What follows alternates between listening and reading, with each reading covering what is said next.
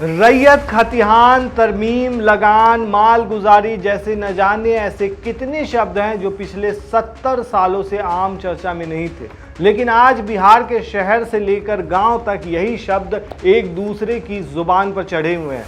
विशेष भूमि सर्वे को लेकर लोग परेशान हैं, साथ ही जमाबंदी और खेसरा की गड़बड़ी भी रैयतों को परेशान कर रही है। हर दिन सर्वे कार्यालय और अंचल के अभिलेखागार में लोग अपनी ज़मीन की स्थिति जानने के लिए परेशान दिख रहे हैं। अधिकांश लोग परिमार्जन प्लस पोर्टल पर ज़मीन की स्थिति सुधारने और छूटे जमाबंदी को दुरुस्त कराने के लिए सुबह से शाम तक लगे रहते हैं। बिहार में ज़मीन सर्वेक्षण के लिए किसके नाम से शुरू होगी वंशावली?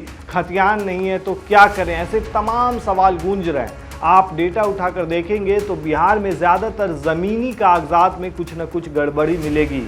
कहा जाता है कि गलती से आप ठीक करवाने सरकारी बाबू के दफ्तर का चक्कर काटने गए तो अस्पताल, कोर्ट कचहरी से ज़्यादा आपको यहाँ का चक्कर लगाना पड़ सकता है। बाबुओं के पीछे, साथ ही पैसा अलग से, सब काम धंधा छोड़कर आपको कर्मचारियों के आगे पीछे घूमना पड़ेगा। बिहार में चल रहे विशेष भूमि सर्वेक्षण अभियान को लेकर गाँव के साथ साथ प्रदेश में रोजी रोटी कमाने गए रैयत काफ़ी परेशान है। रैयत मतलब जो ज़मीन के मालिक होते हैं उन्हीं को कहा जाता है। ज़मीन पर रैयत का दखल कब्ज़ा ज़रूरी है, लेकिन खतिहान बाबा दादा के नाम पर चल रहा है। कई रैयत ऐसे पहुंच रहे हैं जिन्होंने ज़मीन 30 साल पहले मोल खरीदी थी, परंतु आज तक ज़मीन का दाखिल खारिज नहीं कराया है। सहायक बंदोबस्त पदाधिकारियों का कहना है कि विशेष सर्वे के लिए खतियान में दर्ज नाम के साथ ही वंशावली बनाना होगा। इधर विशेष सर्वे के लिए अधिकारी और कर्मियों की तैनाती कर दी गई है, लेकिन संसाधनों का अभाव उन्हें लाचार बना रहा है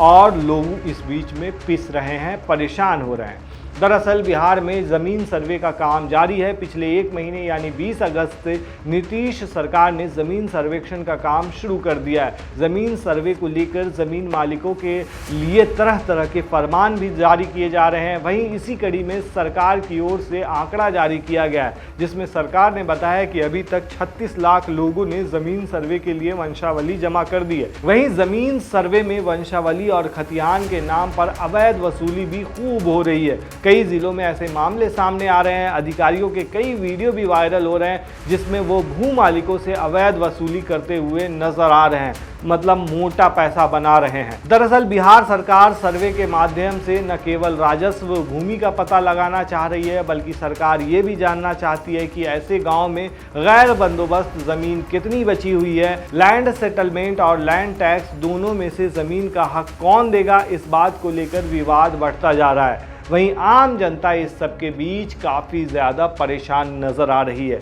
और 2025 में चुनाव भी होने वाले हैं। खतिहान जहां बंदोबस्त का दस्तावेज है, वहीं लगान रसीद महज ज़मीन के लगान की जानकारी देता है। जानकारों का कहना है कि सरकार कैथी का प्रशिक्षण दे रही है, अमीनों को ज़मीन नापने की ट्रेनिंग दी जा रही है, लेकिन राजस्व पदाधिकारी को ज़मींदारी प्रथा की कोई समझ नहीं है। ज़मींदारी प्रथा को समझे बिना गैर बंदोबस्त ज़मीन का निर्धारण मुश्किल ही नहीं, असंभव सा दिख रहा है। ऐसे में क्या होगा आपको पता ही है। आप पदाधिकारी के पीछे और पदाधिकारी आपके पीछे, गोल गोल चक्कर लगता रहेगा। दरअसल रैयत भी दो प्रकार के होते हैं, एक के साथ जमींदार का सेटलमेंट होता है और दूसरा केवल रेंटर होता है। ऐसे में ज़मीन का कस्टोडियन दोनों को माना जाएगा, ये चीज़ तो क्लियर है। वहीं इस पूरे मामले पर अधिकारियों ने बताया कि सर्वे के लिए खतियान के सत्यापन कॉपी का आवश्यकता नहीं है।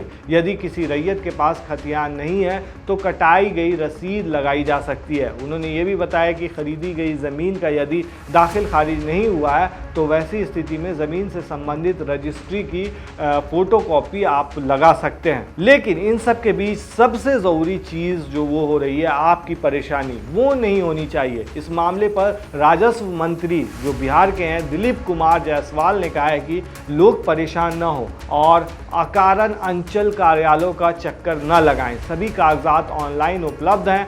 अगर समस्या का समाधान नहीं होता है तो अधिकारी और कर्मचारी रैयतों के घर जाएंगे। उन्होंने कहा कि सुस्ती और लापरवाही बरतने वाले दोषी अधिकारियों को चिन्हित कर अनुशासनात्मक कार्रवाई तक की जाएगी। उन्होंने 90 दिनों से अधिक समय से अतिक्रमण और लंबित मामलों को प्राथमिकता के आधार पर निपटाने को कहा है। सबसे पुराने मामले की समीक्षा जिला स्तरीय टीम करेगी।